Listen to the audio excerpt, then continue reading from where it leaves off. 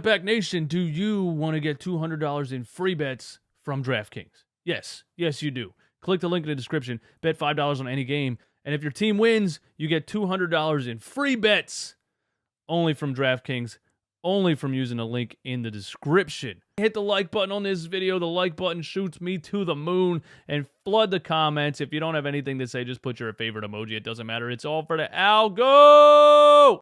Run it back, Philly. No frauds, no fanboys, no intro. We really need to take a step back and appreciate this Maxey situation.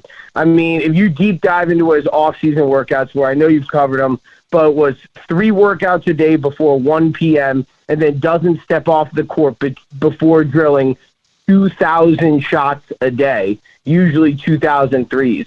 And it's showing already. I mean, he was 8 for 10 the first game, 8 for 11. Tonight he was 9 for 11. Yeah. I mean, with that kind of work ethic, with that kind of talent, I know a lot of people don't want to say it, but you're looking at a Kobe Bryant level talent possibly. I mean, it's not out of the realm of possibility when you look at the raw talent mixed with the work ethic, the mentality, the willingness to improve and adapt his game. I mean, we could be looking at a Kobe Bryant level player. Am I crazy to think that?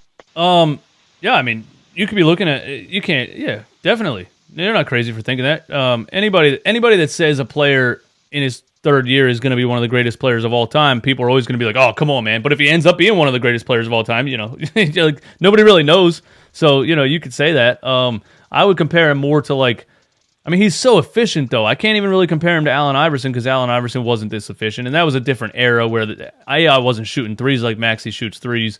I guess like Kyrie Irving, but more focused. He could end up being, which is scary and lethal. So yeah, I mean, yeah, Maxey's just, his work ethic is his number one thing, and that's why I'm so impressed right now, because I said what he did in that first offseason. Imagine what he does in the second one, and I'm already seeing it. He has superstar potential. He definitely does.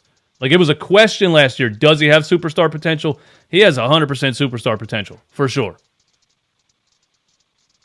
Right on. All right, I totally get that. I mean, I think the most valuable part of Maxey's game is, look, I get J.J. Redick is a fraud, but J.J. Redick brings up a great point that there's an old man's game that's successful and a young man's game that's successful.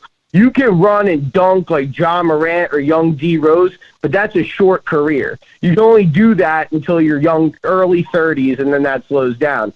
Then you have like an old man's game work with Curry, where you could be 37 years old and still be drilling threes. Yeah. I think the more Maxey develops this crazy range and this crazy game beyond the arc, the most valuable asset he brings is that when Embiid's window is over, when Harden's window is over, our window is not over. You know what I mean? I mean, Maxey developing this 3 game, this could set the Sixers up for another 10 years having a franchise-level player, which I think is the most exciting part. Absolutely. And honestly, at 21 years old, I like the point that you made, really, because when his athleticism does slow down, maybe in his mid-30s, he's still going to have that range. He's still going to have that stretch-the-floor ability.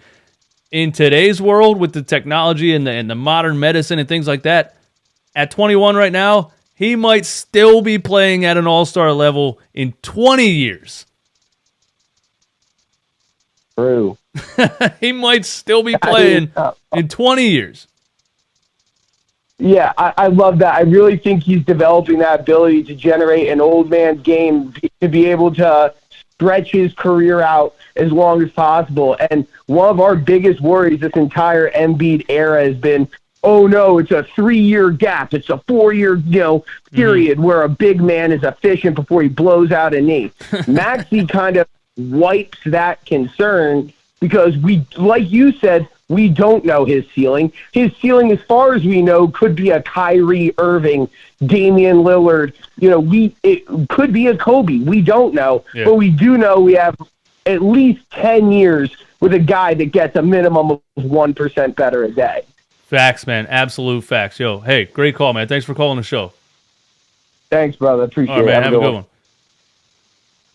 Yeah, man. Hey, I gotta agree with it, man. I gotta agree with it. And the way Maxey plays, he doesn't play above the rim style of game. I think he's gonna avoid injury most of his career. He's just a very smart player. You see him adding this mid-range. You see him adding this little pull-up mid-range jumper. You see the floaters off the glass. All of that is going to age like fine wine, but we're not even going to have to worry about that for 15 years from right now.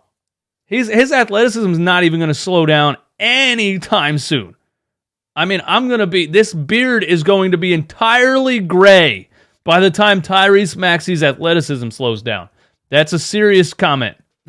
So we got a player that you can't let go for anything. You absolutely can't let him go for anything. I'm so glad Daryl Morey didn't bite on it.